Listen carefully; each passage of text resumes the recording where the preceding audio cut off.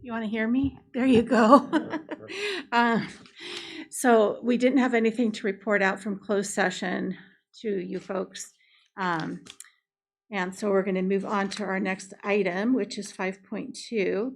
And I'm just saying that this meeting is recorded for live streaming and archiving on the district YouTube channel at youtube.com/c/Benicia Unified School District for your convenience. Thank you to those that are tuning in that way as well. The next item would be our Pledge of Allegiance, and since Diane is at least breathing better now, maybe you could do our pledge. I'm here in person. Please stand.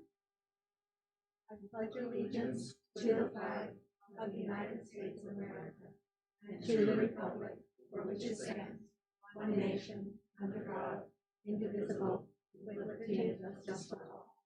Thank you. Thank you. Our first item up is our highlight, and we're going to be hearing some information about Robert Semple Elementary. And did you want to? Sure. Yeah. So we'd like to welcome Principal Sorry, Moore. excuse me. We have to approve the agenda first. Where is it? Oh, Number 8. no, I understand. Highlight was above it, so that's why. Okay, so can I get an approval of the agenda as written? Oh, go ahead. I'll move to approve the agenda as written. I'll second that. Thank you. Roll call, please. Yes. Yes. Yes. Okay, so now I'm going to turn it over to Dr. Young to introduce our folks at Robert Semple. So yes, I'd like to welcome Principal Moore to the podium. And what we're doing this year, and we did it last year, I believe, we give principals an opportunity and leaders of departments to come and share the good news, the things that are taking on at their school sites in their department. So welcome, Principal Moore. Thank you. Thank you very much. Thank you, trustees, president, cabinet, and BUSD community members. I'm so honored to be here. For those of you who don't know, I'm Christina Moore, the principal at Robert Semple Elementary School. And I have the privilege of talking about two things today. The first thing that I'm going to talk about is a change we did to the start of our day in response to what we were hearing around our students' needs, both from teachers and from parents. And then the second thing I'm going to talk about is what we are seeing in reflecting on the data around some initial benchmark testing that we're going to do. And I wanted to kind of talk a little bit about that. Can you not hear me? Okay. So I have a presentation. Is that okay? And I'm going to, oh, I get to click myself. So if I have links within that, is that going to be an issue? With links within that presentation? No, I should be able to. Then I just guide you? Okay, apologize. Thank you. Just trying to figure out the procedure here.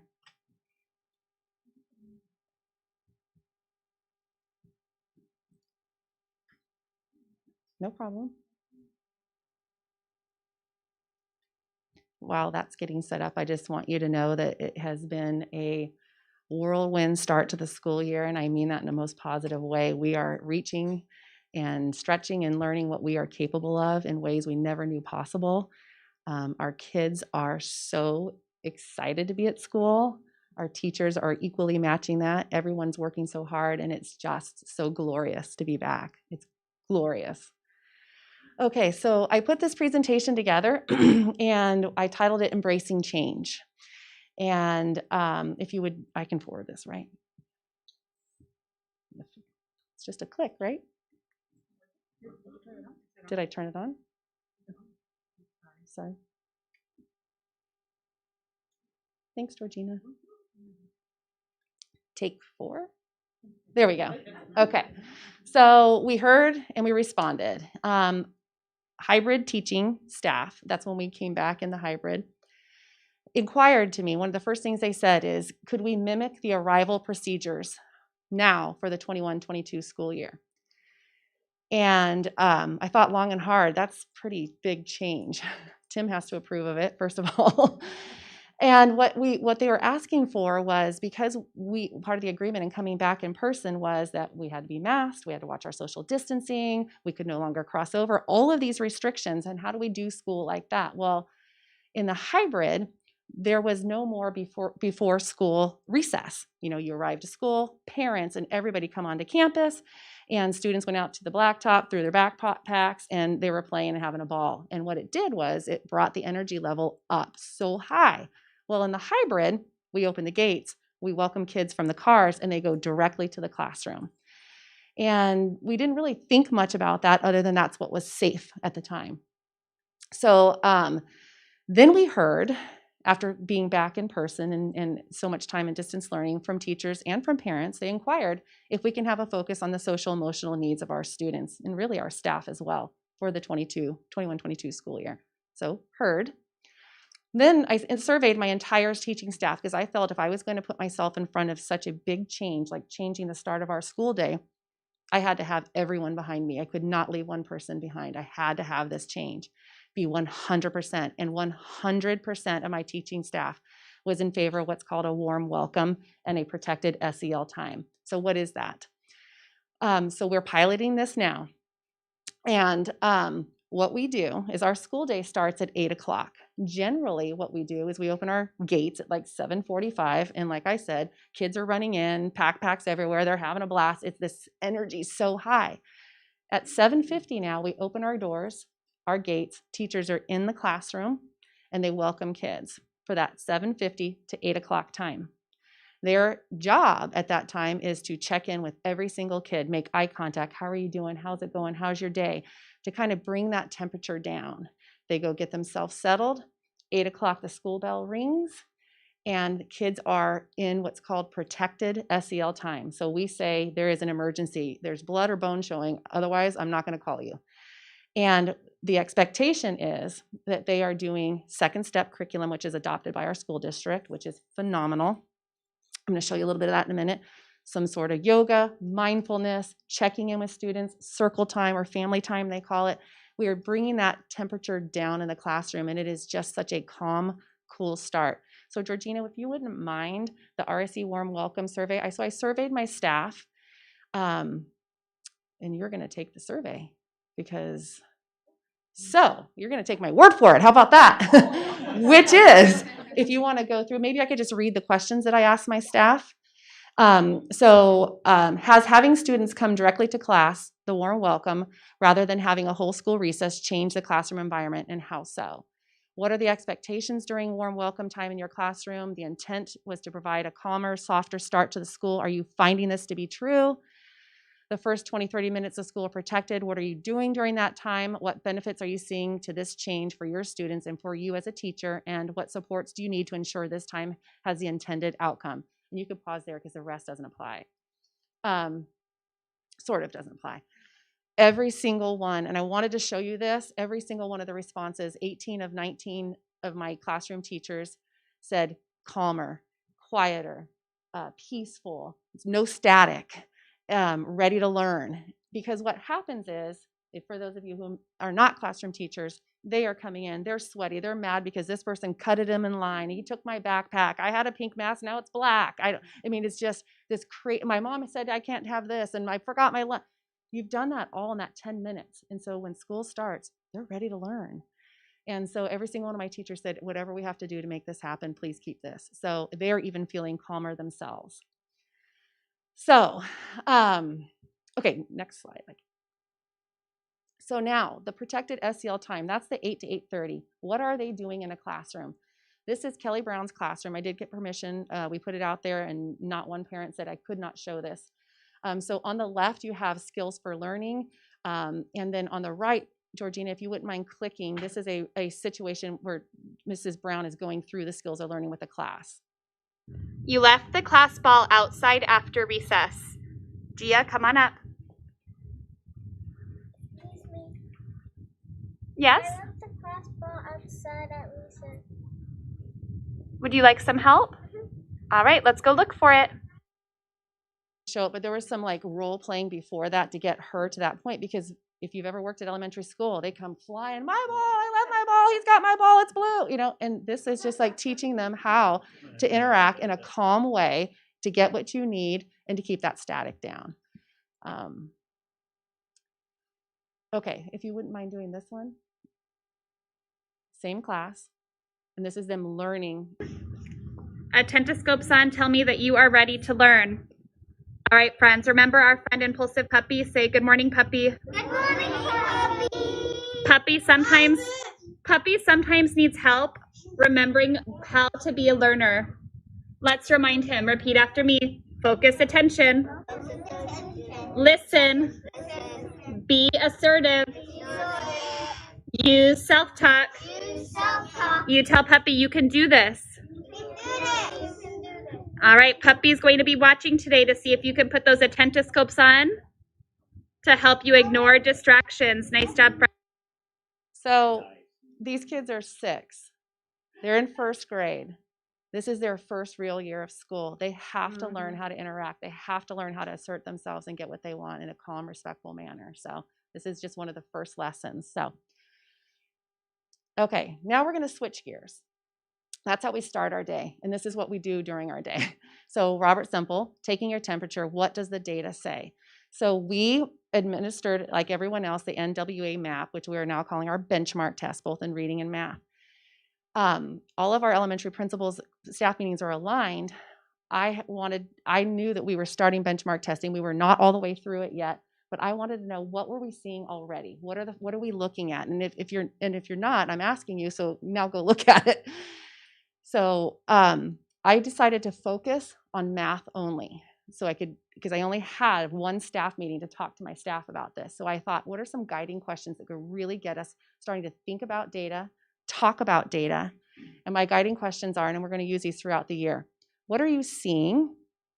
How do you know this? What are you doing to mitigate it? What else do you need from me? So actually, Georgina, I'm going to have you go back. Yes, I decided to do it easier, and I didn't tell you. So I took 4 of those 4 questions, and I took the first one, what are you seeing?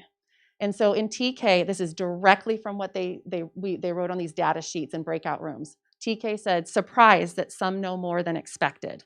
Now I want you to know, parents, you're going to see real transparency here. In kindergarten, fine motor skills are low, grip and pencil holding. Large number of students recognize numbers 1 through 10 and 5 to 6 two-dimensional shapes. That's a great thing. 1st grade, number identification is stronger than number formation. Non-readers struggle with one-to-one correspondence. 2nd grade, significant number of students need to learn their math facts. It is the foundation for everything. 3rd grade, lacking number sense, self-confidence, and perseverance. That was big. That was really big. And the conversation we had around that is those students behind a computer for so long and they don't understand it, just close your computer, right? Exactly. 4th grade, approximately 30% significantly below grade level. 5th grade, need to learn problem-solving techniques when they don't know the answer the first time.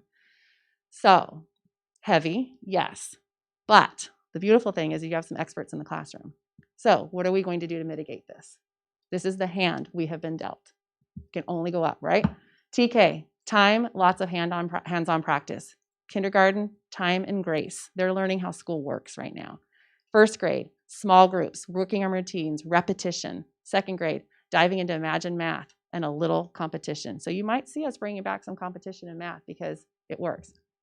3rd grade, increase small group time, math stations. 4th grade, intervention block, track data with pre and post tests. COI is circle of inquiry. 5th grade, reteaching and pulling from previous grade standards, slow lessons, scaffold, build stamina, bring in the hands-on, small class sizes. So this is initial. We aren't even finished. Doesn't even close till tomorrow, but they're already thinking about what I can do in my classroom to address this need. And Tony Johnson, I'd like to give a shout out to him. He apologized. I got my data to you late today. He said, but I really wanted you to know that I started early and I wanted to see my own tracking, my own growth. And we're already seeing change just in the short 5 weeks that we've been in school. So anyway, it's exciting. What can we glean from this? We did not get here overnight. We will need time and grace to let the experts do their jobs. That includes parents. Our teachers and our staff see our students and recognize there are critical needs to be taught before we can get to the essential. Our teachers care. They have rolled their sleeves up and are digging in, meeting the kids where they are. We are building a culture of collaborative conversations around student performance. We got this. We can do hard things. So thank you very much for your time. Appreciate it. Thank you, Ms. Moore. Excellent. Thank you You're very welcome. much. You're welcome. Thank you, Mrs. Moore. Thank you. Thank you. Thank you. Awesome.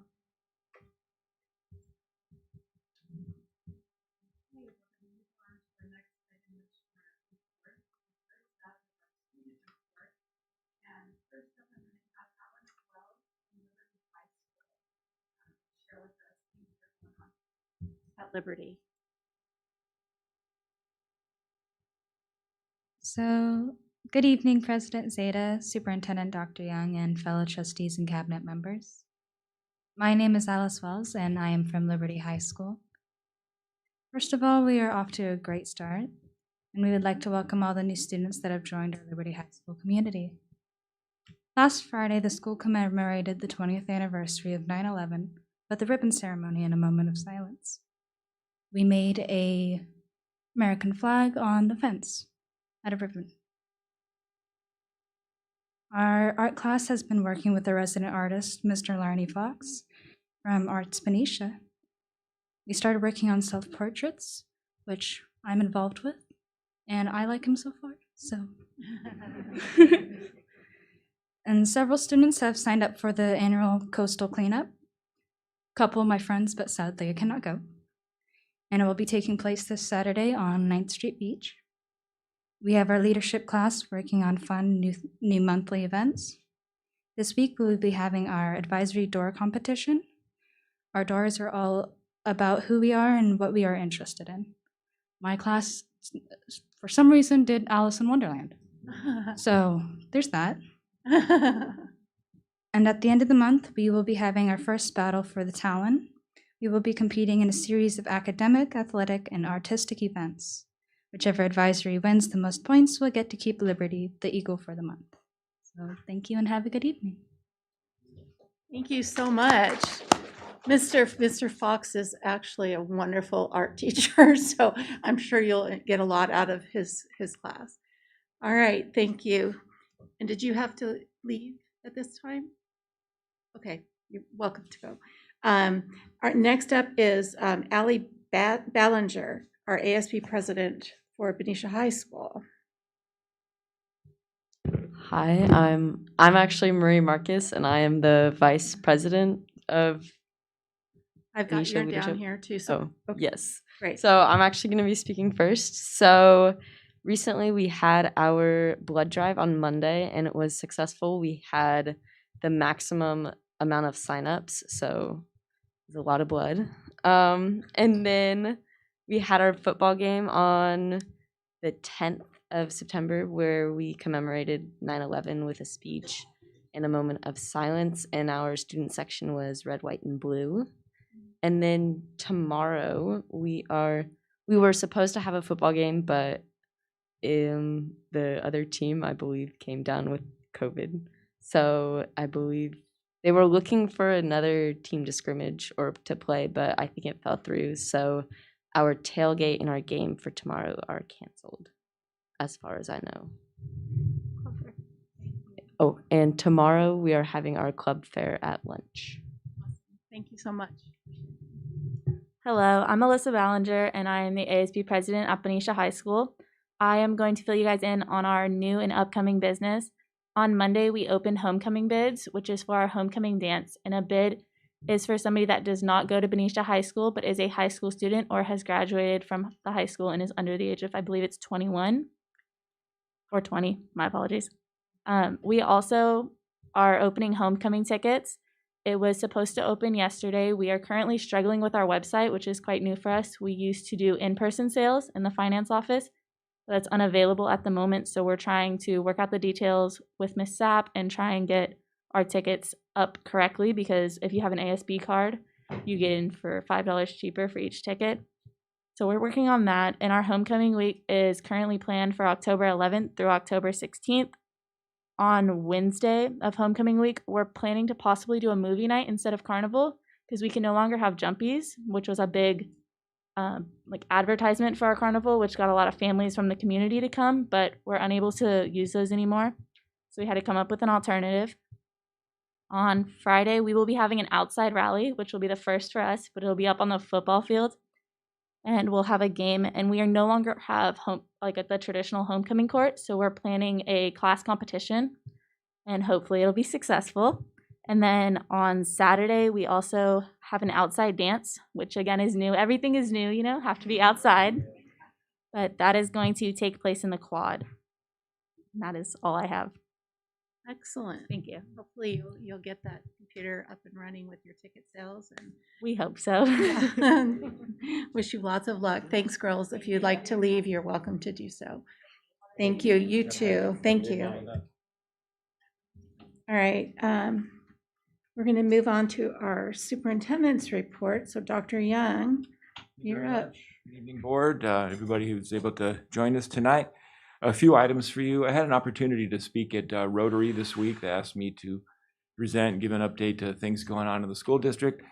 And one of the things I talked about, and I wanted to mention it tonight, is that the thing that came to my mind is milestones. I was thinking, it wasn't that long ago that we were wondering, will we come back to full-time instruction? And what is that going to look like? And, we made that commitment and we had that opportunity to do it. So just, you remind us and the staff that, the huge milestones were back. School is in session. And we go out and visit school sites over and over again, and they're so delighted to be back, and the staff is so delighted to be back. So just want us to keep reminding ourselves that the big deal is we're back and keeping that going. We're finishing our 6th week of school, so we're getting into it. We're continuing to manage our COVID cases with the knock on wood with that, and we're very diligent. We have a dashboard. It's on the website, so we have updated data there. And so far, we have a total of 42 cases since the beginning of the year. Active right now, I think it's 15 active cases. So we update that dashboard regularly. A little bit of quick math on that is we have about 4,300 kids in the district, and so the 43 is less than 1%. So thank goodness for that. So the mitigation strategies that the staff are diligently putting in place, we think are working. So we're happy with that. Also, we started the testing service with Spectrum testing every Friday for staff and students who want to come and get a test. I believe we've tested upward of 800 individuals, a combination of students and staff, over 3 Fridays, and so far we've had one positive case. So that's also looking very, very favorable for us. So we're going to keep being very diligent with that. So with all of that, the big milestone, school is in session. Life goes on in our school system. We've implemented a new student information system called ARIES. It has a very sophisticated. It's been quite an implementation effort. Part of it is the Parent Square, the new communication tool. I think you've seen some things from Dr. Beatson recently. So we're continuing with that. Ms. Moore talked about the NWA assessment that we have in place that we'll be giving 3 times a year, and all kinds of data we can get out of that. And also we talk a lot about the support systems that we've implemented, that we put together last year to ameliorate or address any gaps in learning or social and emotional development in that time where kids are away. So we're on our way, and these are all important milestones because life just sort of starts rolling by us. We've got to remind ourselves of those. A couple of other points. We are excited about a parent speaker series that we'll be putting together, and Dr. Beatson has provided some really excellent leadership around this. And so she sent out some information about it today. I think those topics are center on social and emotional learning, equity and opportunity, and college admissions information. So these are parent speaker series that you'll be able to participate in. Also, you should have received some information today that 8th grade students and students at both of our high schools received information about a program that we approved last year in the LCAP, the Willie B. Atkins program, and they'll have an information night for parents on 29th of this month.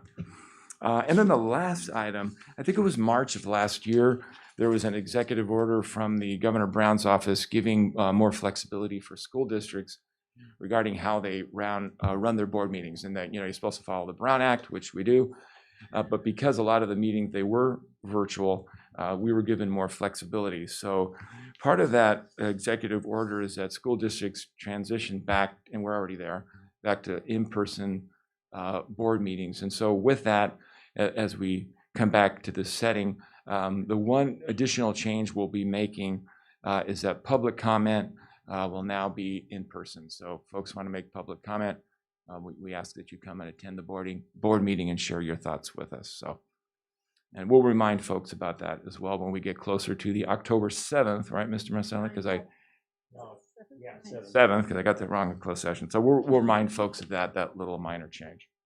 Okay. Thank you, All Dr. right, thank you. Young. We appreciate the input and everything that you just shared.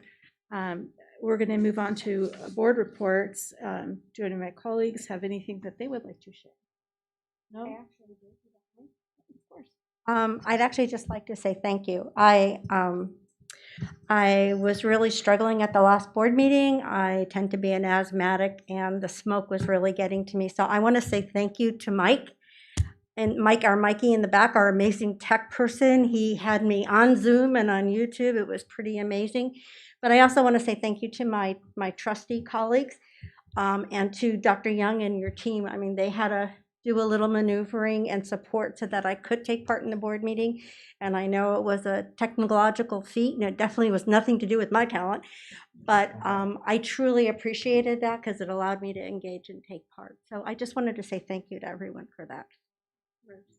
And the only thing I wanted to share was in the last 10 days or so, I've had an opportunity to visit several of our school sites while they're in action. And I'm amazed at the perseverance of these kids. I was brought to different classrooms and talked to different teachers and to different students, actually, and they were so happy. I asked them, "Are you happy to be back at school?" "Oh my gosh, yes, we're so happy to be back at school." I said, "Even, we're wearing masks right now." "Oh, it doesn't matter. We're just really happy to be back at school."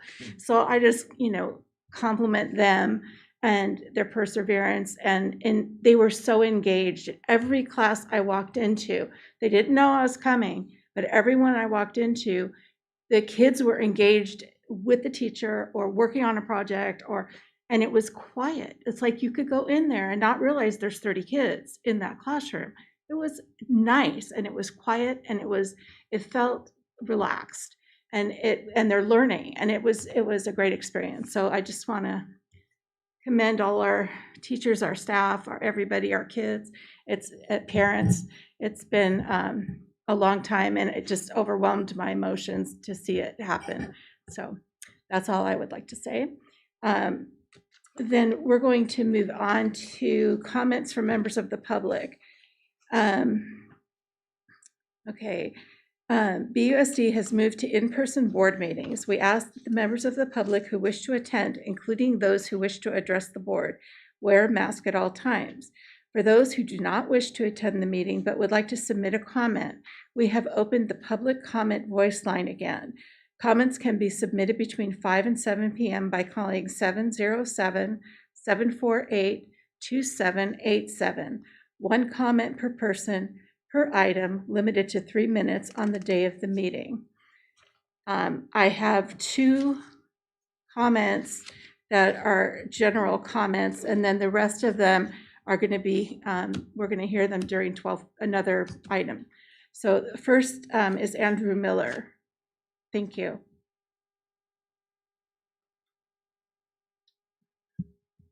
Hello, everyone. I'm Andrew Miller. I'm the parent of 2 children in Benicia School District. I'm here today again to urge you to end any diversity, equity, and inclusion training with EPIC and any other group you may be using for these purposes and spend that money on figuring out better ways to teach all of the kids, no matter what they look like, math, science, English, and history. It has come to my attention that the Benicia Unified School District students have not received better than a 60% in English, 54% in math, 43% in science over the course of the last 6 years of testing in these subjects, according to the California Assessment of Student Performance and Progress website that keeps track of such things. There are no such statistics kept for history. I would like to know specifically what the board is doing to address these poor academic performances by our kids. I would like the board to stop any anti-racist training. I would like the board to advance a truthful account of history, not some anti-American 1619 Howard Zinn nonsense that does nothing more than try to push a political agenda on the kids. Let's get back to using the schools to teach our kids math, science, English, and history. Let's educate them, not indoctrinate them with failed socialist ideologies. I thank you for your time. Thank you, Mr. Miller. And our next speaker is Rick Small.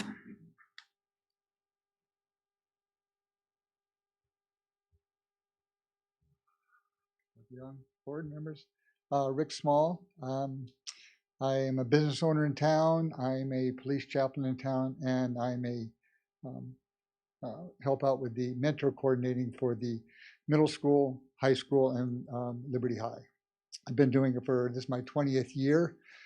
And I just wanted to come by and make sure everybody knew what was going on with us. We're just starting up here at Liberty this week. It is made where every student has a mentor.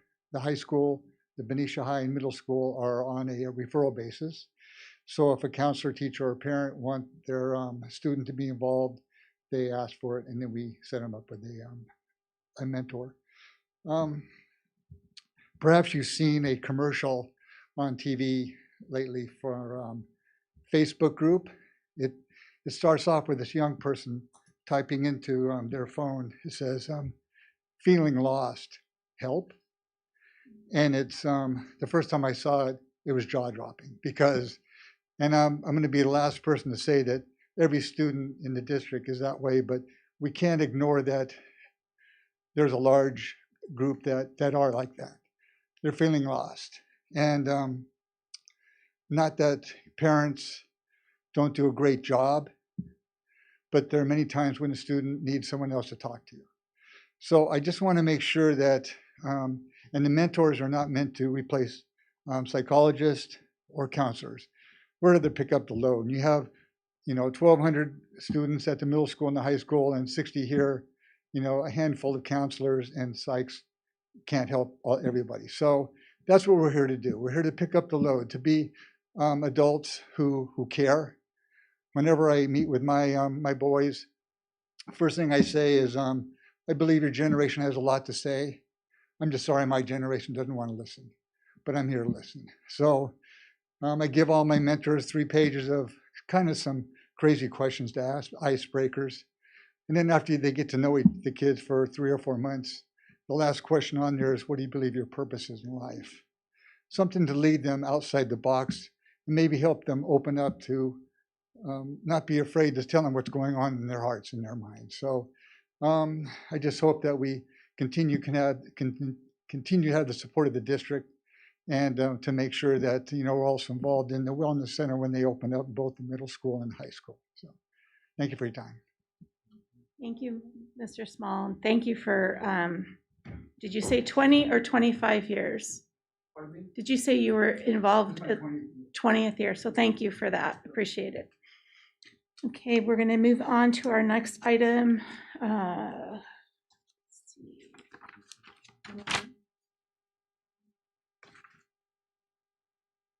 We do, but it's going to be under 12.1.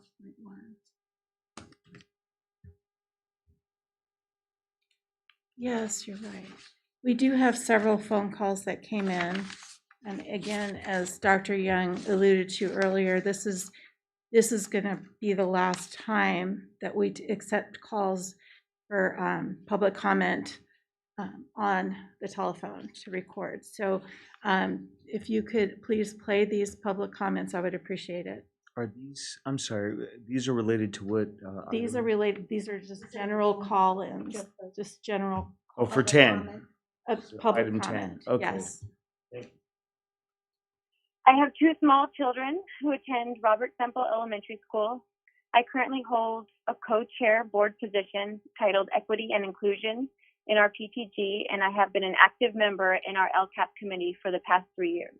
I've also served on our RSE Site Council for 2 years, and I'm also an active member of our local Benicia Black Lives Matter education team. As an active parent in this community who has strongly advocated alongside many other passionate community voices for greater equity and opportunity to be an imperative focus and priority within our Benicia Unified School District, I would like to take a moment to acknowledge the work that has been started here within our district to create actual change. I especially want to express gratitude to those district leaders who are taking initiatives to become more transparent in outlining specific actionable steps towards achieving greater equity in our schools so that all of our children can have a safe space to learn and grow in, to feel a sense of belonging in, to have access to a learning environment and educational materials that are representative of all of the diverse lenses and historical life experiences we carry with us as human beings.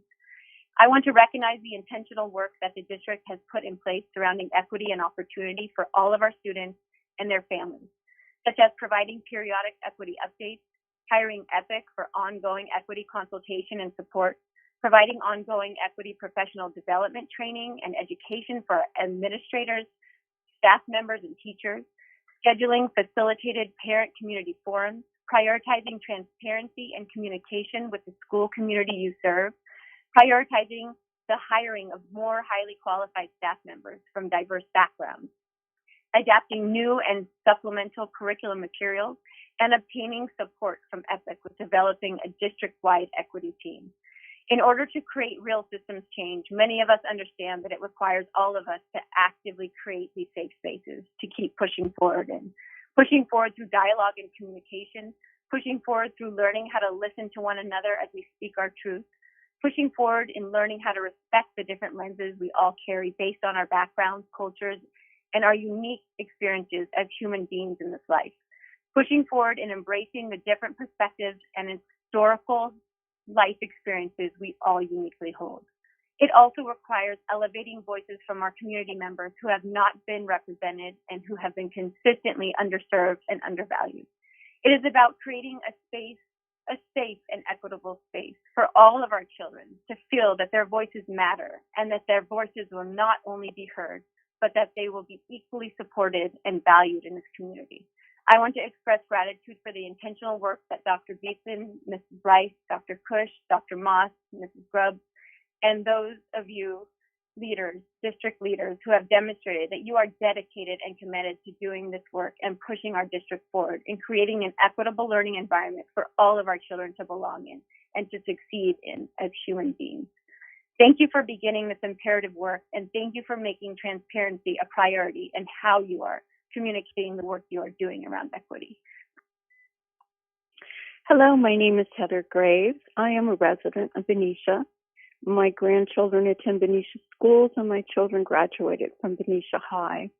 I wanted to address the ranking of Benicia High statewide and nationwide. The Benicia Unified website says Benicia schools are top rated in California, and that's true. Benicia is number 1 in Solano County, and it's number 360 out of 1,500 statewide school districts. We do rank in the top 30% of California schools. The only catch is California education system ranks 41 out of 51 nationally. We are in the bottom 20% nationwide. Our reading and math scores are 58% and 56% respectively. These are scores for California, not nationally, and this is unacceptable. The EPIC curriculum, along with Common Core, are failing our students. Benicia students don't need equity, diversity, and inclusion training. They need and deserve a solid education in math, reading, writing, and science. They need to be taught critical thinking skills, not critical race theory. If Benicia Unified School District spent more hours teaching and less time indoctrinating, these test scores could go up 30 points.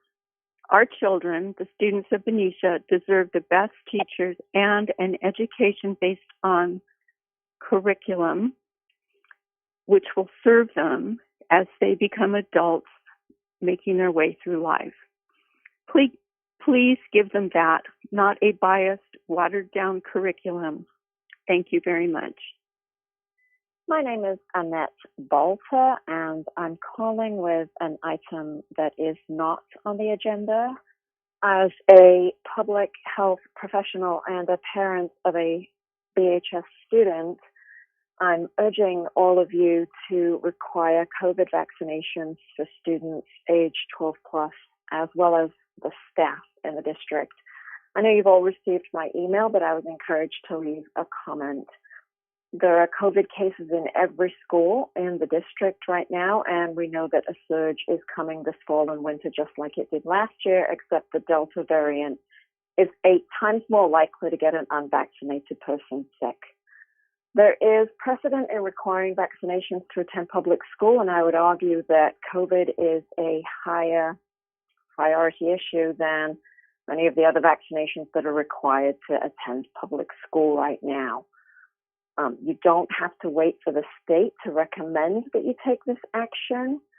The state vaccination rate is doing pretty well. We're at 74% in California, but Solano County is only at 64% fully vaccinated. And our ICU capacity right now in the county is at 23%. Our positivity rate is also at least double. There's different numbers, but it is higher than the state average.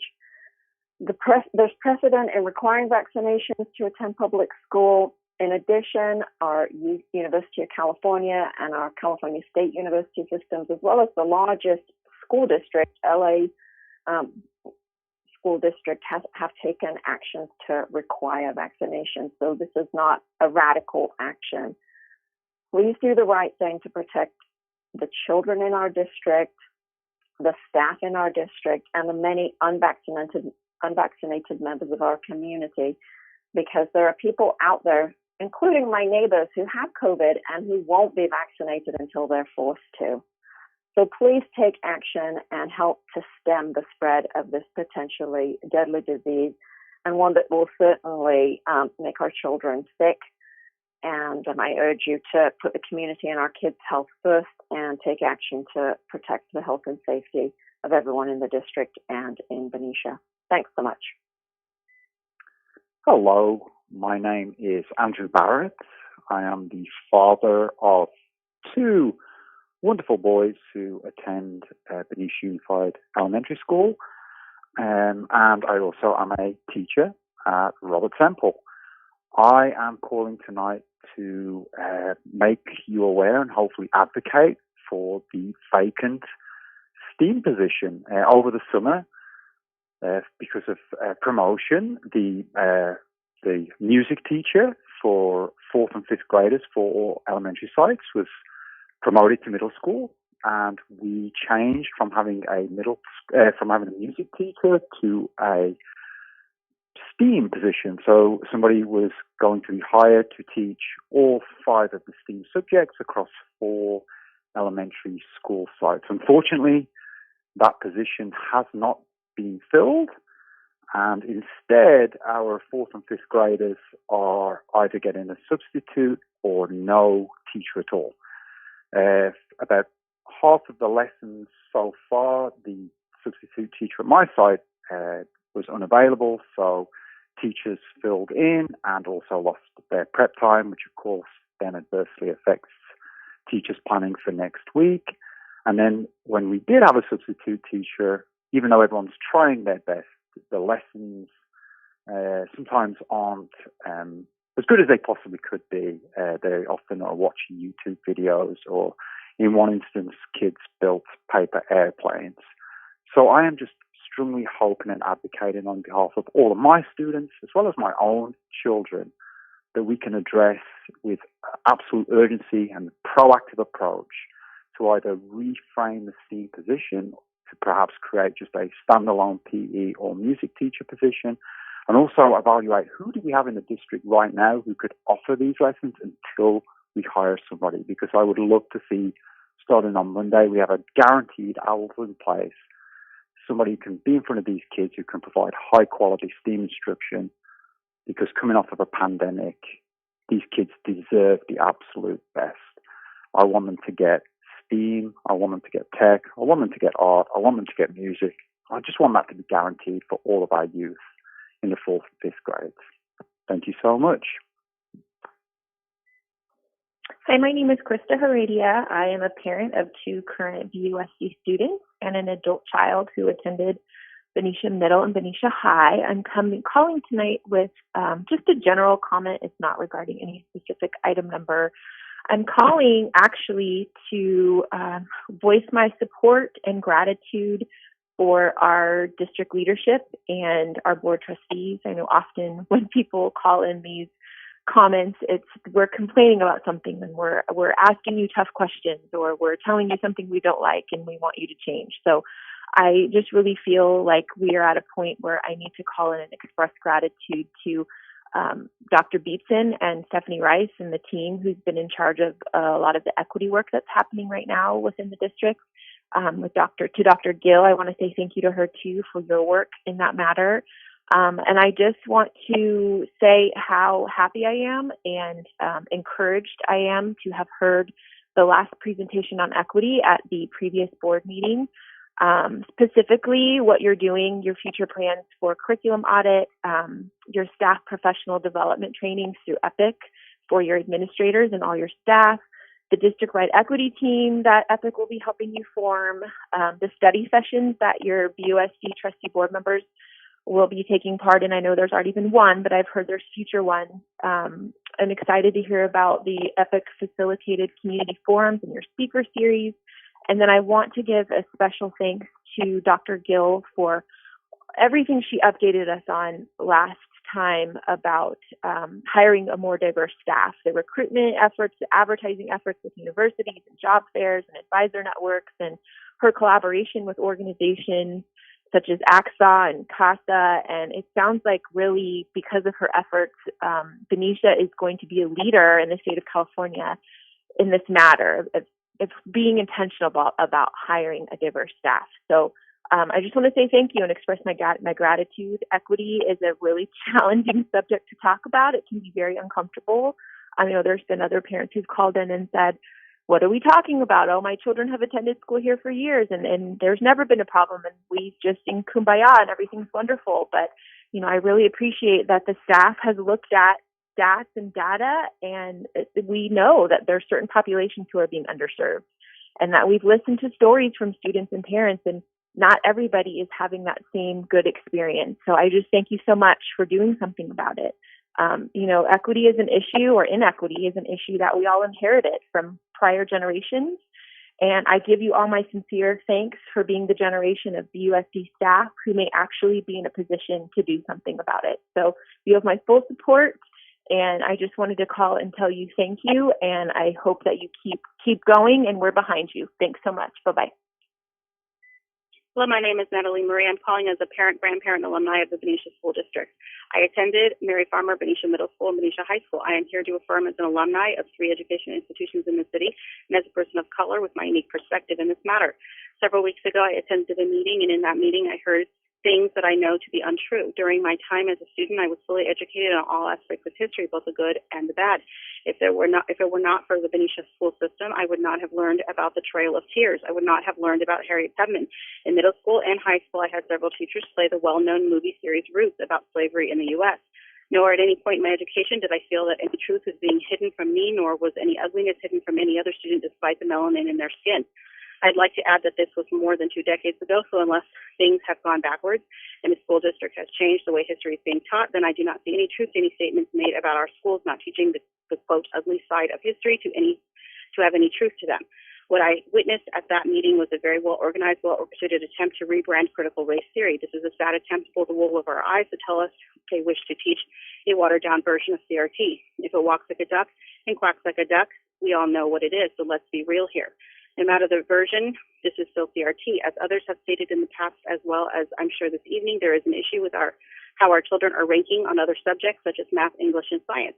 Why are we focused on teaching children social issues when that is the job of parents and grandparents? As educators, your focus must be on that of educating our children on academics. As an alumni, parent, and grandparent of children who attend and have attended the Benicia school system, this greatly concerns me that there is a focus in unnecessary and potentially dangerous CRT program, or whatever your new watered down version name is going to be, and not that of actually educating our children so that we can keep up with the rest of the world. Where are your priorities? You would rather children be shamed for the color of their skin than move forward in success in their life. And as far as hiring teachers of color, by all means, that's a wonderful thing, so long as they're highly qualified to do so, and that you are not hiring someone solely based on the color of their skin, but on the merit of their qualifications. Will you now hire teachers simply based on color and not based on how well they can teach our children? How is this going to work exactly? Will you pass someone up if they are more qualified simply because of their skin tone? Why does that sound familiar? These are very important questions because the quality of education for our children should be a top priority, not virtual signaling. So let's keep the focus on what we're here for, and that is to educate our children on math, science, and English, and yes, history is very important as well. The only thing I agree with is I do believe there should be accomplishments mentioned from people of color taught in schools, and I'm glad to see that there is more of that happening, and I think that should continue. That can be done without CRT. Thank you for your time.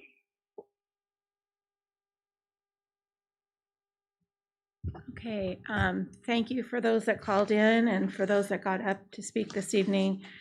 We definitely appreciate hearing from you. Moving on to our next item, it's our consent calendar. All matters listed under the consent calendar are considered by the board to be routine and will be approved by the board in one motion. There will be no discussion on these items unless members of the board, staff, or public request specific items to be pulled and discussed. So at this time, I'd like to see if we have a motion to accept the consent calendar as written. I'll move to approve the consent calendar as presented. And I'll second that. Thank you. Roll call vote, please. Yes. Yes. Yes. And then at this time, I'm going to pull out item 11.3. We're wanting to see if there's anybody here that wanted to talk on that topic, 11.3. And it doesn't look like we have anybody that is going to talk. Right? No. So I'm going to bring us back into open session, and we'll go ahead and the resolution number. So this is just a roll call, a separate roll call. This isn't the public hearing one yet. It's the Okay. So we don't need to read that separately. The numbers. We just need to do the roll call on 11. Okay. Roll call on 11.3, please. It's President Zeta. Yes. Trustee Ferrucci. Yeah. And Trustee Maselli. Yes. Thank you. We're going to move on to item 12, communication and informational items. 12.1 is a proclamation recognizing National Suicide Prevention Month. We do have some speakers that want to speak. Sorry, I'm losing my voice. That want to speak on this item. So do we normally have them speak first or after? Prevent. Absolutely. So whoever. Thank you for that. So I'd like to welcome Ms. Corona and her one of our newest team members, Mr. Gomez, to the podium, and they'll share some information around our work in this area. So thank you. Welcome. Welcome. Good evening, President Zeta, fellow trustees, Dr. Young, and cabinet members. Thank you for having me once again. And I will be reading to the proclamation in recognition of National Suicide Prevention Month. And then Mr. John Michael Gomez, our new mental health coordinator, will give us a list of activities that are happening, that will be happening this month. We have suicide prevention. So whereas the Benicia Unified School District and other local organizations, in conjunction with the American Association of Suicidology, recognize that since 1975, National Suicide Prevention Month awareness events have been held corresponding with World Suicide Prevention Day. And whereas suicide is the 10th leading cause of death in the United States, with a person dying by suicide every 12.8 minutes. And whereas suicide is the second leading cause of death among young ages 15 to 24. And whereas for every reported death by suicide, there are approximately 12 documented attempts of self-harm. And whereas Suicide is preventable, and prevention starts with recognizing the warning signs and taking them seriously. And whereas the school district, city, community, and grassroots efforts are essential to continue the fight against suicide and the loss of young lives. And whereas reducing stigma by discussing suicide and raising the awareness of the warning signs and the resources available for those with suicidal thoughts are essential to continue lowering the rates of suicide of Benicia youth. Now, therefore, be it resolved that we at Benicia Unified School District, on behalf of the school board, do hereby proclaim the month of September 2021 as Suicide Prevention Month. Thank you. Thank you so much.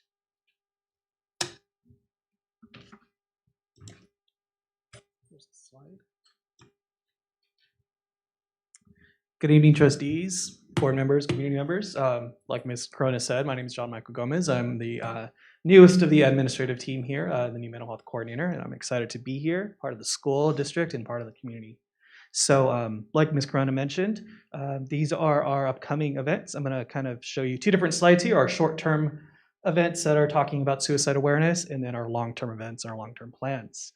So first up, on Monday, September 20th, we are partnering with the Kyle Highland Foundation and the Teen Center, who's here today, and doing what we call the Chalk for Life event. Along with that, we are also having a community resource fair where we have several of our community resources available for students. We have invited Solano Pride, Solano NAMI, the Teen Center will definitely be part of that, Solano Behavioral Health, and then our County Office of Education will also be present. At our resource fair, we hope to provide students with resources, different mental health services for themselves as well as their families. And then our Chalk for Life event is really a way for students to write messages of hope. And so we want to be able to advocate for students, but also they got to advocate for themselves and their peers. And so that's what our Chalk for Life is going to focus on. So if you look on there, we're also doing the same event at Venetian Middle School, and that's going to be on Friday. On Monday, we've also been working with our middle school counselors very closely in providing different other types of events. So at the middle school, we have what we call, they're doing a self-care day. So they will be passing out ribbons of suicide awareness. They're going to be doing some mandalas, and a discussion with Ms. Mejias, which is one of our school counselors, to talk about coping skills. On Tuesday at the middle school, there is what we are calling Healthy Activities Day, and that is again going to be a lunch. And so there's going to be some mindfulness activities, as well as some different sporting events such as Frisbee and basketball. On Wednesday, one of our school counselors is also going to be leading another coping skills activity, which is called What Helps Me When. And so this activity is really going to focus on providing students and encouraging students to use healthy coping skills. We're also very excited to start, I know this was mentioned tonight, but our first parent speaker event, which is our parent speaker going to be focusing on helping parents understand anxiety, symptoms of depression, how to help their students transition back to school, given our COVID pandemic, and what to look for, what are some symptoms or what are some signs that we need to watch out for. And so with that, here's a little bit more information I'll pass out to the board. So definitely spread the word, register. This is a virtual event, so it's also district-wide, so we definitely want to encourage parents and community members to attend this. Then on Thursday at the middle school, we're also having what we call a Day of Gratitude, where we're encouraging students and staff members to write thank you cards to different people. This is going to tie along to our Sources of Strength program. And as mentioned, on Friday, we're also doing similar event, the Chalk for Life, and partnering with the Highland Foundation, and are providing community resource for it at the middle school. And so our next slide's kind of talking more about our long-term plan. And so we actually thank you, Rick Small, for talking a little bit about the mentoring program. And so that has started at Liberty High School. We also want to do very similar events at Liberty High School. I know they weren't part of this last week, but this is kind of a trial run for them too, as we move along. I did mention Sources of Strength. We are excited to bring that back in person this year. We are partnering with the Sources of Strength training coordinator and bringing it back, believe in late November, early December, when we will be training our middle school and both of our high school students and staff members.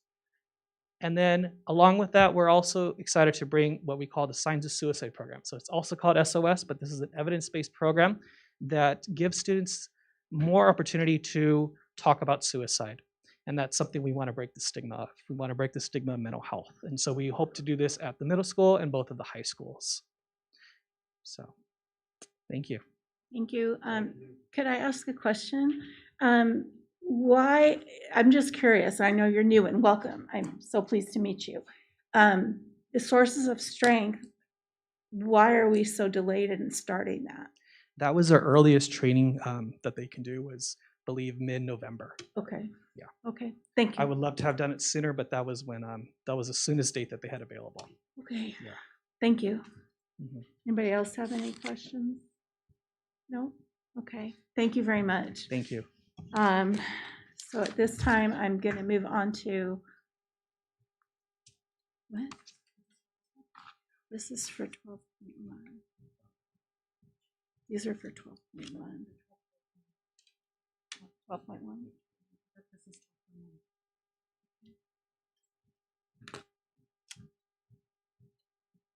Okay.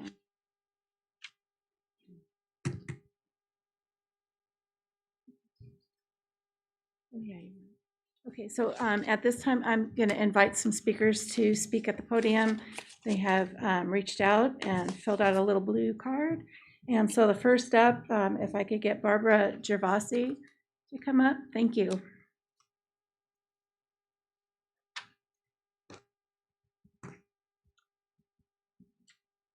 Good evening, Dr. Young and trustees. My name is Barbara Dravazzi, and I'm the president of the Kyle Highland Foundation for Teen Support. I lost my 16-year-old son, Kyle, to suicide in 2014. Kyle was a junior at VHS at the time of his death, and I'm sure that you can all imagine just how passionate I am about suicide prevention. Did you know that in 2019, the suicide death rate in Solano County was higher than that of the state and even the nation? Did you also know that the rate is trending upward this year and is 33% higher than that same period last year?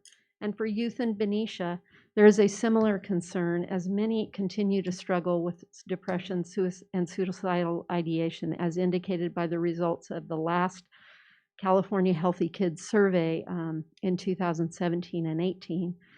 And that data really does clearly speak to the need for additional mental health services for youth in the district. The KHF is doing its part to help address suicide prevention by hosting Suicide Prevention Week, September 20th to 25th. The week includes some on-campus events that John Michael Gomez spoke to, in which we're partnering with the district. And we have several virtual presentations of our own where we're partnering with SCOE and Solano Pride. And I have distributed that information to you. So if you're interested, we would really like to get a lot of people to call into those. We'll also be hosting the KHF Memorial Walk for Suicide Prevention and a community resource fair on September 25th at 10 a.m. at the Benicia Teen Center, where we'll walk to the 9th Street Park for a brief ceremony at 11 a.m. and then return to the Teen Center for refreshments. We will be walking in memory of Gabe Trimboli, the 13-year-old 8th grader who was at the Benicia Middle School prior to his death from suicide in December of 2020. Donations will be accepted and will be benefiting Sources of Strength at the middle school. And I invite you all to attend. In the 6.5 years since I lost Kyle, the district has made improvements in the level of mental health services, but still has a long way to go. This is evidenced by the fact that the district is somewhat selective about the event that it chooses to help promote, specifically the Suicide Prevention Walk, which will not be promoted to either students or parents. I won't speak to the reasons for this refusal to collaborate with the KHF on this particular event, but I will say that there appears to be a sensitivity regarding the fact that this walk is in memory of Gabe. Even now, the summary flyer, which does not mention Gabe, will not be promoted as the district has now yet found another reason not to promote that event. You also have that summary flyer. Losing a child to suicide is tragic, but this is made worse when organizations attempt to sweep it under the rug. It is a well-proven fact that talking about suicide does not trigger suicide. If we as adults cannot be open to talking about suicide, how is it that we can expect our youth to feel comfortable and empowered to reach out and ask for help? And not promoting this event with parents also has far-reaching implications, as there will be important resources at the walk. Suicide is a huge problem, and it takes a comprehensive and collaborative effort and approach to tackle it. Not promoting this event with parents is a missed opportunity to share important information and resources about suicide prevention, both of which could save the life of a child. I urge the district to reconsider this decision. Thank you. Thank you, Barbara. Next is Nancy Ferguson. You're passing? Okay. Erin, is it Carlson? You're up next.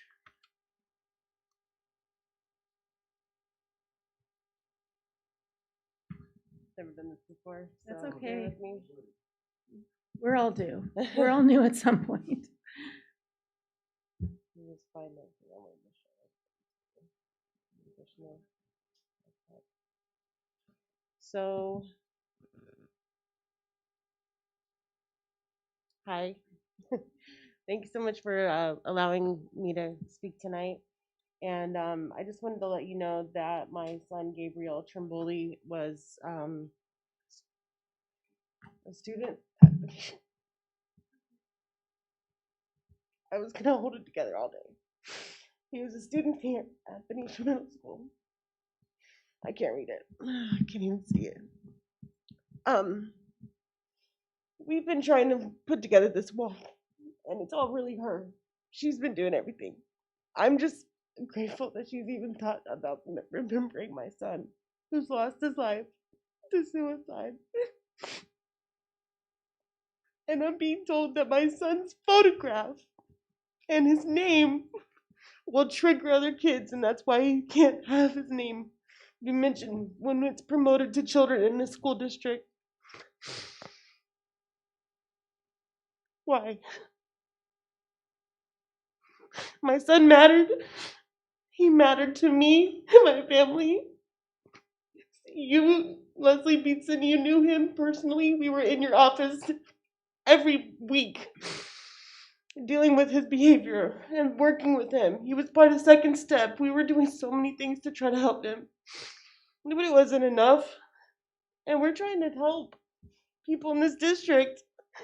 Kids, parents. I don't want to see a parent bury their son or daughter.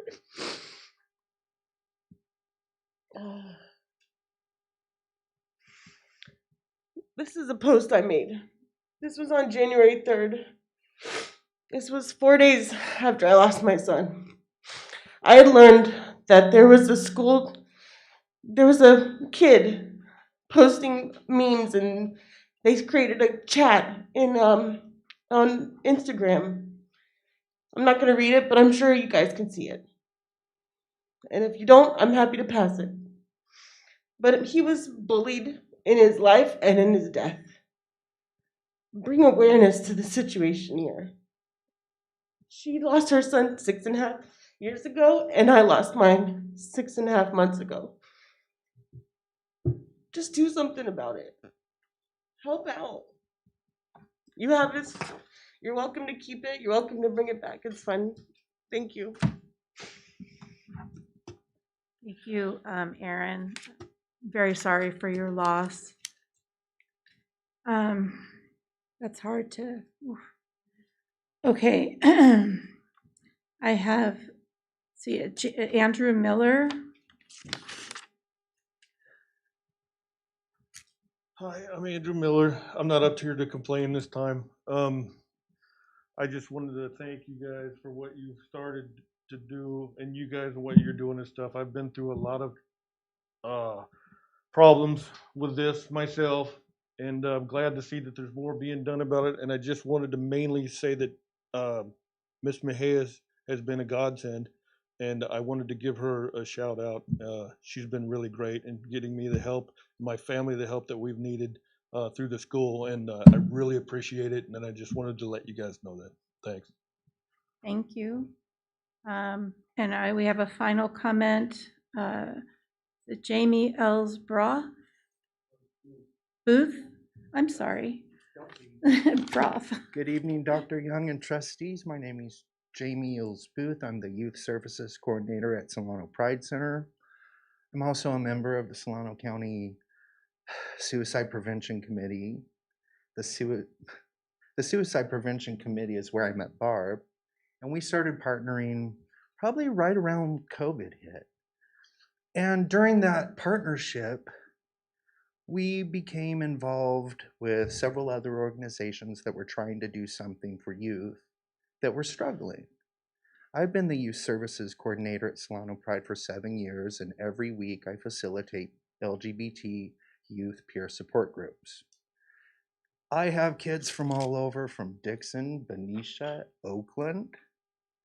And one thing that I can tell you that we were really excited as a group, as a community, as advocates for youth, is that these wellness centers were popping up in our communities. And Walking Angel, Dr. Nikki Parr, had a fantastic idea, brought it back, began with the help of communities to put these wellness centers into the school that do more than just give safe spaces. They do that, and that's enough. But they triage for multiple things.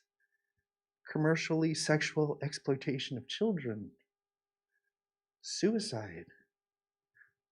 This is in no way a worse to last, but food insecurity, homelessness. These wellness centers, if opened and running, are places where kids can come in, like Gabe, and talk to people without fear and knowing they can be themselves. And sometimes that's really hard to do, especially if you're an LGBT person, and especially if you're a person of any other color than white. There are cultural differences in this community that are just so great, but the problem is the things that aren't unique to our community are suicide. And I think if our communities knew what these wellness centers were capable of doing, if they knew, they would want to help out. And I understand this district has some issues opening theirs through COVID, through staffing. I would just urge you, please, to make that a priority as quickly as possible. Not just for our youth, but for our parents too, because we can't do it alone. Thank you. I have to stop you. Oh, no, you do have a couple seconds left. Sorry. Oh, no, I'm fine. Are you sure? Okay. I'm fine. I could Okay. go all night. Okay, thank you. Thank you. Thank you for those of you that stood up to share with us about the item suicide. We're going to go ahead and move on to item 12.2, transitional kindergarten new legislation. Dr. Beeson, would you like to share? Yes, thank you. Good evening, everyone, board, cabinet members, community members. I'm excited to share with you a new Senate bill that's out that hopefully will be new legislation soon. And that is universal transitional kindergarten. And so this is just some beginning information, and we will continue to bring this back as we get more and more information on that. So what we wanted to do tonight is just to talk about what the Senate bill is, what does it mean for Benicia Unified School District, and where are we in the planning of that. So why universal transitional kindergarten?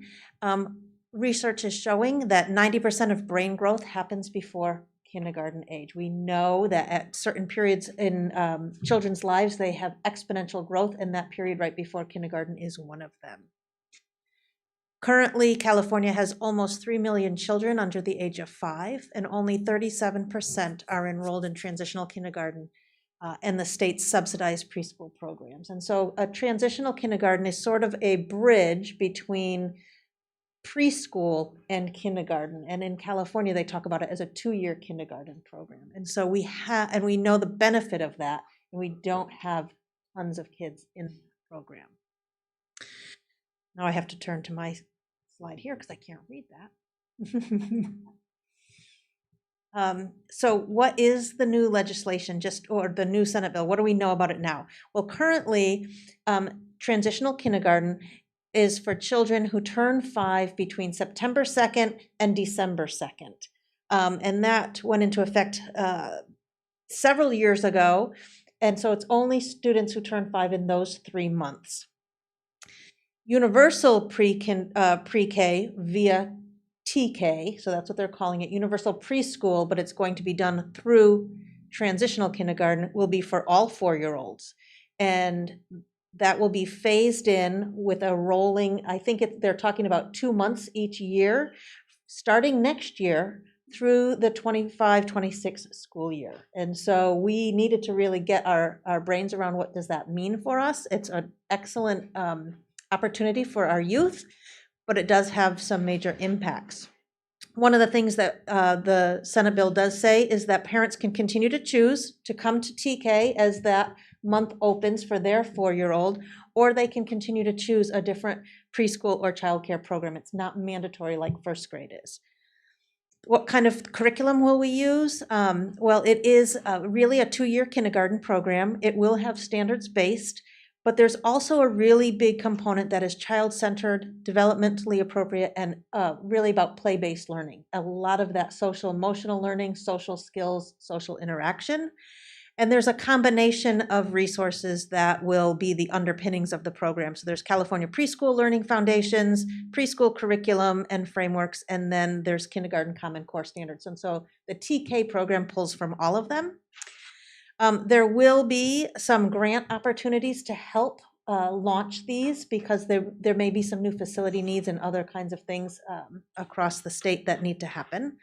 And then staffing has really changed. What they're talking about for staffing for TK will be for the 22-23 school year, 1 adult for every 12 children. So it might look like a teacher and an aide in the classroom perhaps. And then growing to 1 adult for every 10 children by the 23-24 school year. That's what's in the Senate bill right now. And what the staffing needs is not only a credential, but they also need 24 units of early childhood. So it's not just a multiple subjects credential, but there are extra certifications that these staff need. And then I did link the Senate bill there for you if you're interested in learning more information. I really liked this quote as I was doing some research. There's no such thing as just play in the TK classroom. Play is where the learning happens. And so it's really thinking about how do we use those opportunities to teach kids how to interact. And we heard Ms. Moore talk a little bit about some of that this morning too, but thinking back down to 4-year-olds and what does that look like? Another really interesting piece of information I found as I was researching this is that research shows that children who attend preschool are more likely to take honors classes and less likely to repeat a grade. And so if one of the great things about a universal TK in a school system is that we can really work on vertical alignment, right? If we get the students early, we can really build in a lot of language activities. We've talked about that with the Benicia Reads program and reading by grade 3. So it is a great opportunity to do some vertical alignment. And so then what does this mean for BUSD? So currently in the middle column, we have 3 transitional kindergartens in our school district. We have, because remember, transitional kindergarten is only for students who turn 5 in those couple of months. So we have, those are our current numbers, or as of when I put this slide together, we have 18 students at Matthew Turner and 23 at Robert Semple and Joe Henderson. The right-hand column is a projected enrollment. So once we're fully universal, and so that all 4-year-olds come to us, it's really another grade level. And currently we have about 75 to 80 students per grade level. And so that would be the difference. And you can see that's going to have some major impact on our schools, on our teaching staff and all of that. So I just wanted to kind of, think at the end of the 25-26 school years, we're rolling out a full TK program for all 4-year-olds. We will have many more students in our district. So then what is our plan? Mr. Rahel and I met with Roxanne Egan, our bond director, to just starting the conversation. So what will be just the physical plant impact? And next week, we're going to do some walkthroughs at our sites to say, what do we have, thinking all the way out to the 25-26 school year, and then backing that up. So we're looking at facilities. What is the impact on playgrounds, furniture, curriculum? Well, I've got curriculum on there, curriculum and instruction, and staffing. So we're starting to have those conversations now so that we're ready when this goes into full implementation in a couple of years. And that's what I have for you today. Thank you, Dr. Beatson. I look forward to hearing reports in the future, like, are we going to be impacted with the facilities, and to see what Roxanne Egan, what her options are for us, because those are all pertinent points. So, but thank you for that. Anybody else? Yeah, so I assume the funding will be standard ADA when the kids get in. More information to come on that because of the lower class size and the adult to student ratio. There was a comment that those type of rules would go along with the program if the state has funding to provide for that. So because that would probably be like a certificated teacher plus a classified instructional assistant. I mean, there's funding backing this. They're not just implementing and expecting us to fund the funding ourselves. That is the proposal at the moment, yes. And a lot of details to be worked out, but okay, because you can't just come up with, say, hey, do all this, and we're not going to give you any money for it. That's crazy. I do it all the time. Oh yeah, unfunded mandates. Yeah. I have one more question too, is looking at the numbers, currently Benicia also runs a very robust preschool program. So clearly some of those children that are now in the preschool and projected to be coming up in the preschool are going to be moved over to this universal transitional kindergarten, Yes, which means... So yes, we are also in conversation with Ms. Regis, who is the director of our early childhood preschool and adult ed program, and talking about what is going to be the impact there, because currently we do have a preschool program that serves 3 and 4-year-olds.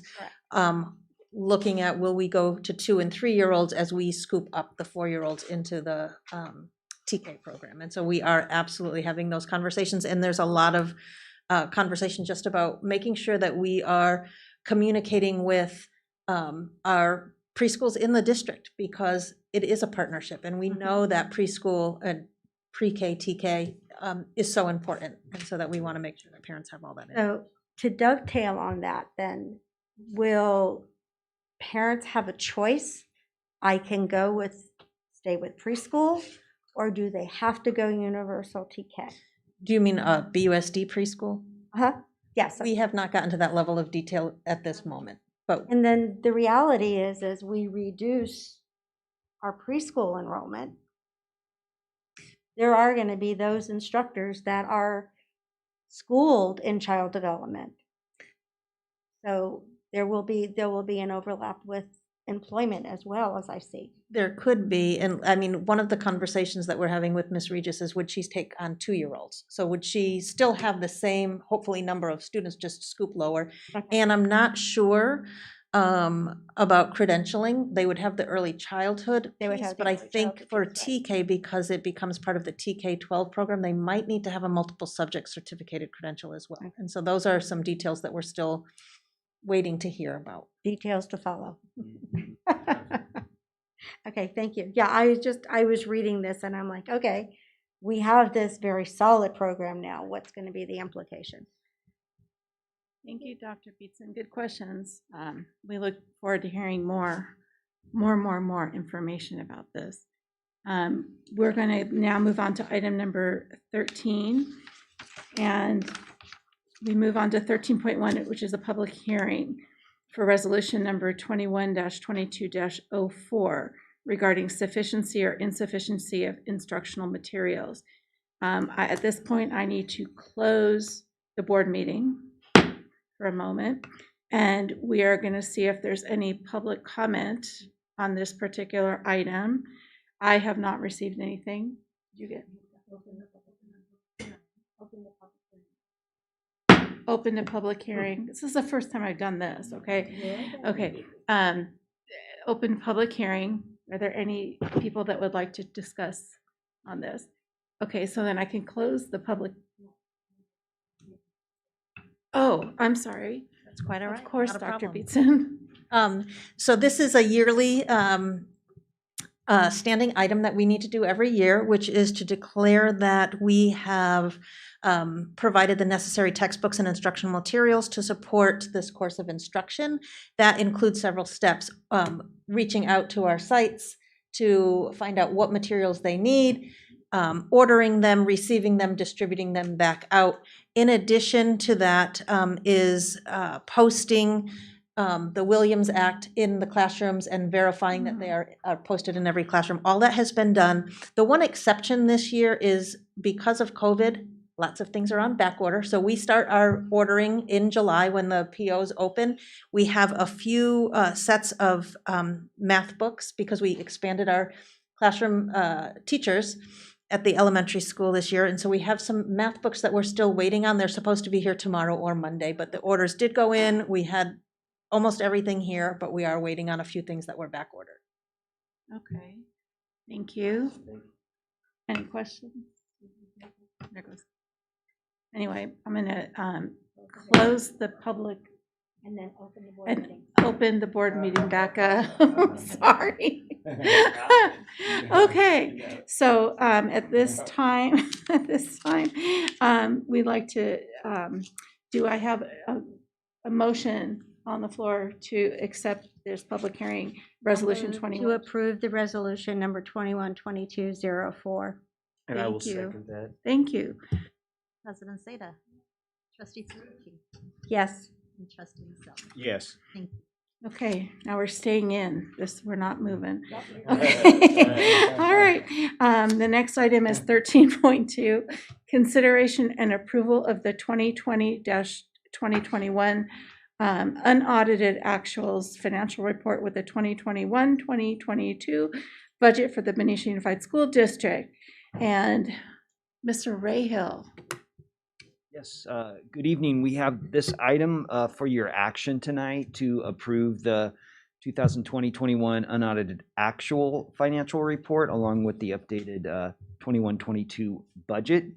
This comes to you every year after we close the books, and it does include the information from the state adopted budget and our current information on enrollment. Which unfortunately, when we opened school in August, we did have another downturn, a decrease in our projection for the enrollments at our schools. And so we'll go through a couple numbers and just a couple slides here. At the end of the day, after we use that information, our unaudited actuals and our budget report does provide for the state's 3% reserve for economic uncertainties, as well as the additional board policy reserve, which is about a 4% addition.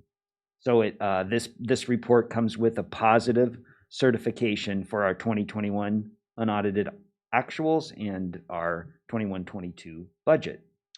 And so I'll go through some of the slides included in the board packet tonight, which you see each time we do our financial reporting. This first slide attempts to provide all of the key fiscal factors that you look at when you put a school budget together. There's columns, there's 5 columns, which represent the unaudited actual, the prior year 2020-21, the current budget year 2021-22, and then a few years out in the future, just to kind of see how our projections look out there. Up at the top, we start with our known salary-related costs, including our salary schedules, our step and column, and our retirement systems. Those systems continue to charge us a little bit more each year.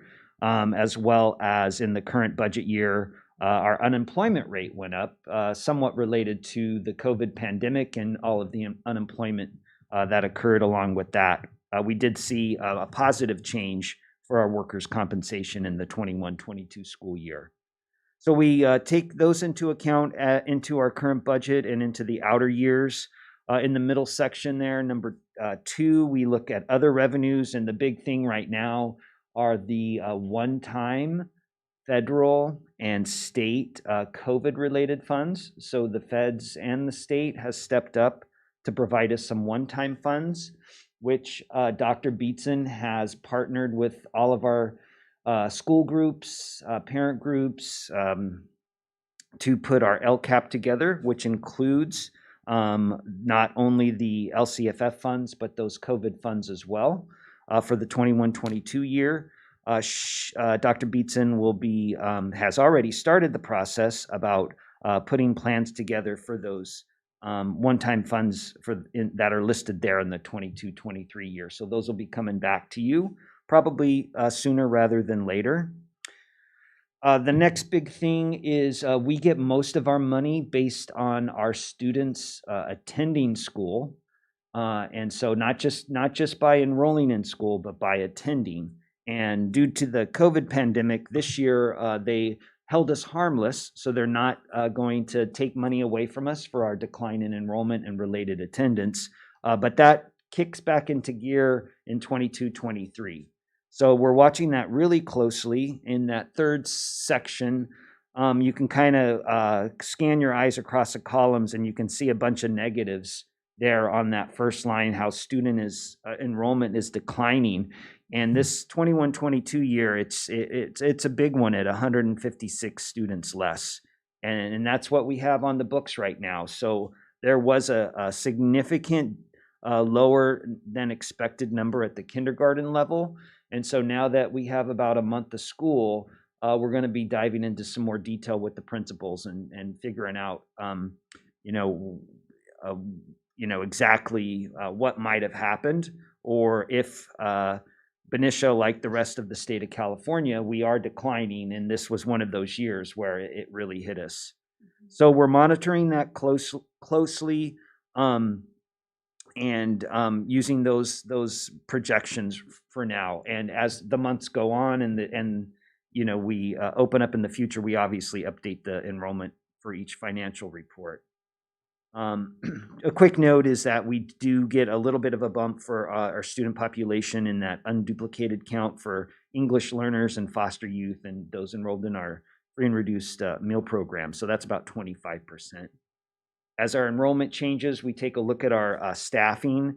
This is really more of the ongoing staffing. In the 21-22 year, it's important to take note that we've used some of those COVID one-time funds to add staff. We made a decision to not have combination classes because of the COVID pandemic. So that was about the addition of about 5 teachers. There's additional sections at the middle and high school, probably, about between 3 and 4 teachers there, and some additional support staff throughout the district. So, and to lower class sizes yes. So this is September, we just started, so we are going to be continuing to talk to you about how those programs are working out, how the future one-time funds might continue some of those programs, and if we need to adjust any existing ones that we're doing right now, we won't wait until the later part of the school year. We'll be keeping you guys updated throughout the whole year. So, and then down in number 5, the state of California, when they give the school districts in California their funds, they look and to apply a cost of living adjustment to those funds.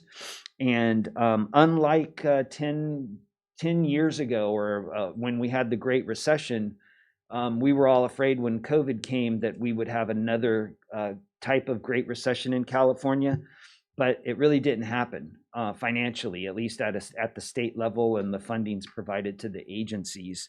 And so those cost of living adjustments after the prior year, 2020-21, the funding COLA was 0%, but then the state adjusted its number in the current 21-22 year and outer to give us just over 5% this year, and then it floats between 2 and 3% after that.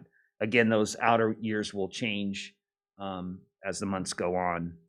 And the very last line shows you the change in funding that is being provided to us based on those enrollment changes up above from the state of California.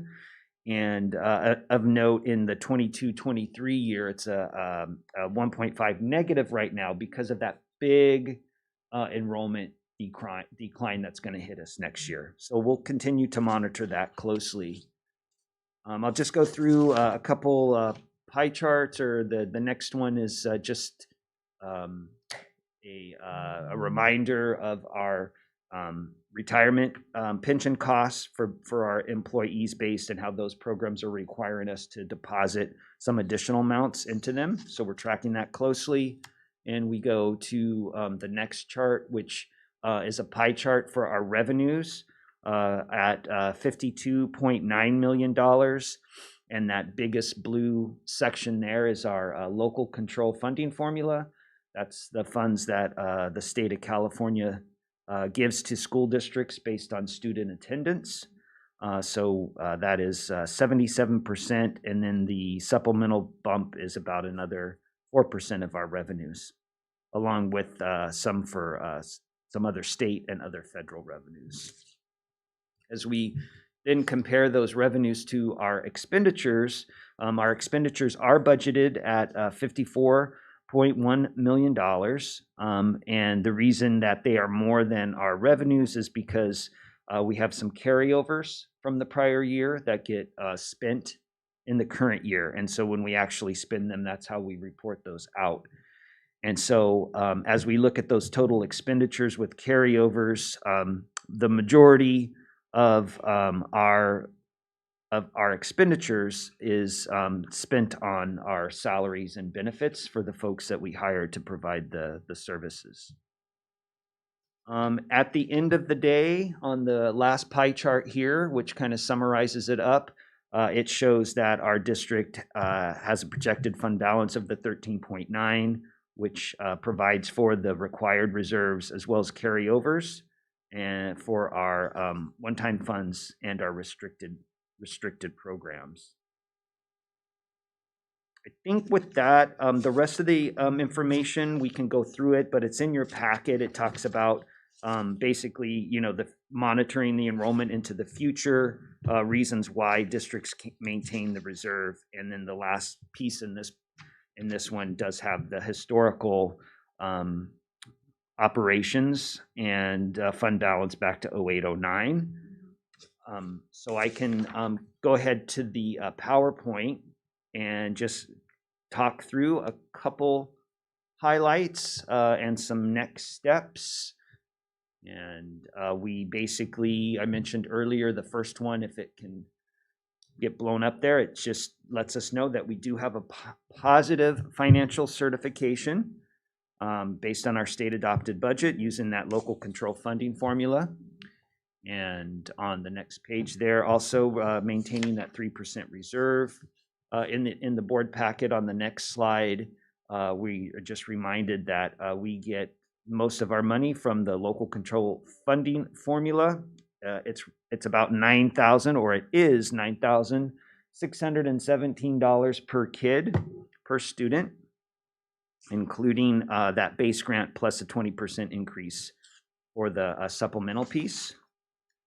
And in conclusion, our next steps are, once the school board approves this tonight, we file this with our Solano County Office of Education in the California Department of Ed, and then we hand it on over to our external financial auditors, who are already scheduled to come out and complete their financial audit of these records in October. They put their audit report together and present that audit report to you in December. Thank you, Mr. Rahill, for all those lovely numbers, colorful numbers. Does anybody have any questions? No, I just want to say thank you for explaining the staffing. I actually sent that question to to Tim today because I thought it doesn't match what we're saying with the enrollment. And I thought it's just really important when we keep educating and explaining to people what's going on. So thanks for throwing that in. I appreciate that.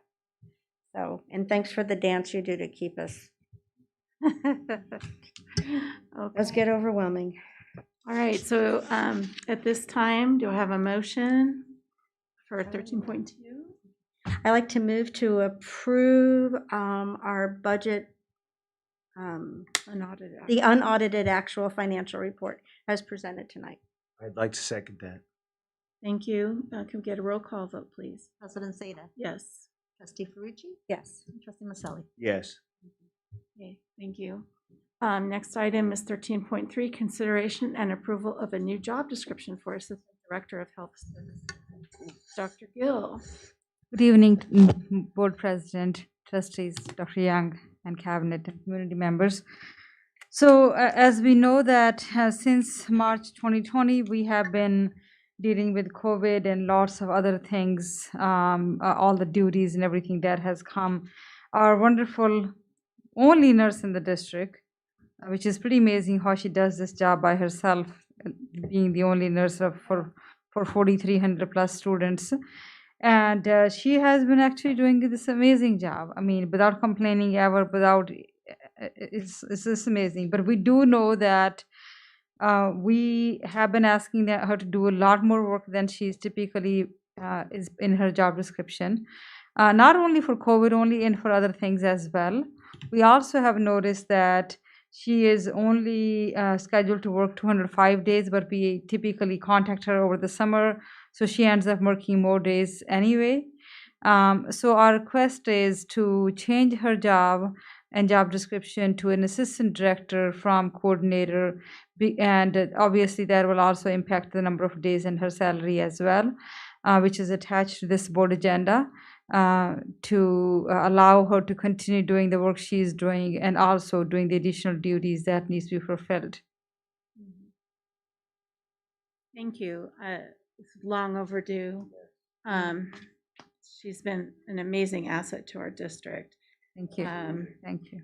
And so I am happy this came up and that we're able to vote on this. Does anybody have any questions? No, I didn't think so. I did not think so. Okay, so then do I have a motion on the floor, please? Okay, I move to approve the new job description for Assistant Director of Health Services as presented. I will second that motion. And if we could get a roll call vote, please. President Seda. Yes. Trustee Ferrucci. Yes. And Trustee Maselli. Yes. Yay. Oh my gosh. Thank you so much. We really You are appreciate very it. welcome. Thank you, Sheila. Our pleasure.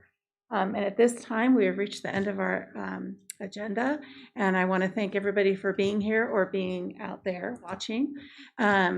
We do appreciate your input and take everything to heart and what you do share with us, and just stay well and have a great next few weeks till we see you.